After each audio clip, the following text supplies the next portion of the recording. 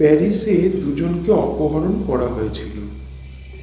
Police 2 মাস ধরে মামলাটির সমাধান করতে ব্যর্থ হয়েছিল, তাই গোয়েন্দা মেহুলকে তদন্তের জন্য ডাকা হয়েছিল।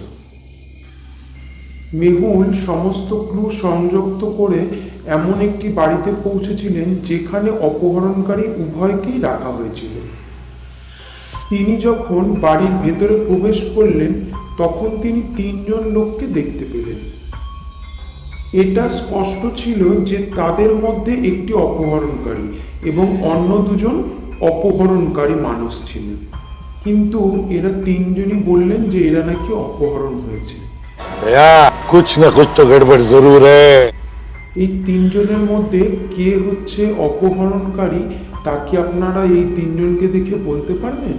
যদি বলতে পারেন তাহলে নিচে কমেন্টে আমাকে জানান। এই 3 জনের মধ্যে 3 নম্বর যে ব্যক্তি সে হলো অপহরণকারী, কারণ আরও যে 2 জন আছে তাদের চুলদাড়িগুলি অনেক বড় বড় হয়ে গেছে, কারণ তারা 2 মাস ধরে এখানে রাখা। আর যে 3 নম্বর ব্যক্তি তার চুলদাড়ি সব ভালোভাবে পরিচালিত করা, তাই তিনি অপহরণকারী। জেনাকে একটি গুহায় মৃত অবস্থায় পাওয়া গেছে। ফরেন্সিক রিপোর্টে জানা গেছে যে তার দুপুরবেলা হত্যা করা হয়েছিল। মেহুল তার প্রতিবেশীদের সাক্ষাৎকার নিয়েছিলেন যারা তাকে রহস্যময় প্রাণী সম্পর্কে অবহিত করেছিলেন, যা গুহার চারপাশে বাস করে এবং ঘোরাফেরা করছিল।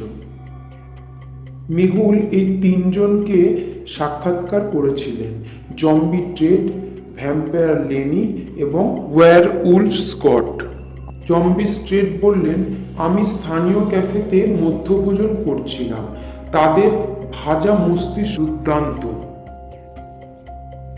ভ্যাম্পায়ার লেনি বললেন, আমি আমার ক্যাফিনে ঘুমাচ্ছিলাম 1 রাত আগে থেকেই। ওয়্যারউলফ স্কট বললেন, আমি রাতে গুহায় লুকিয়েছিলাম, আমি একজন ওয়্যারউলফ হয়ে উঠেছিলাম, তাই আমি সকালবেলা আবার মানুষ হয়ে ঘরে চলে গেলাম। এই 3 জনের কথা শোনার পরে আপনারা কি অনুমান করতে পারেন যে এই 3টে প্রাণীর মধ্যে জেনিকে হত্যা কে করেছিলেন? ট্রেড, লেনি নাকি স্কট? জম্বি জেনের মাথা খেতে পারত, কিন্তু সে সেটি করেনি, তাই তিনি হত্যা করেনি। আর ভ্যাম্পায়ার রোদে কখনো বেরোয় না, তাই সে হত্যা করেনি।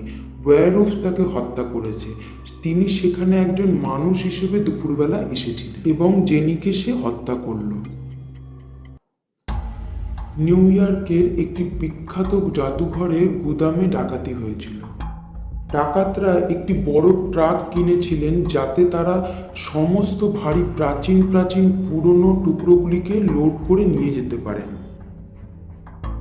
গার্ড তাড়াতাড়ি করে জেমসকে ফোন করে এবং ডাকাতি সম্পর্কে অবহিত করে। জেমস সমস্ত ট্রাকের ফুটেজগুলি পরীক্ষা করেন যা জাদুঘরের দিকে গিয়েছিলেন এবং তারপর ফিরে এসেছিলেন। এই ট্রাকগুলি দেখে কি আপনি বলতে পারবেন যে এই ডাকাতির জন্য কোন ট্রাকটি ব্যবহার করা হয়েছে? উত্তরটি হবে বি নম্বর ট্রাকটি, কারণ এর চাকার দিকে তাকান। জাদুঘর থেকে বেরিয়ে আসার সময় চাকাগুলি কিছুটা চেপটে গেছিল, কারণ প্রচুর ভারী মালগুলি ওর মধ্যে তোলা হয়েছিল, তার কারণে।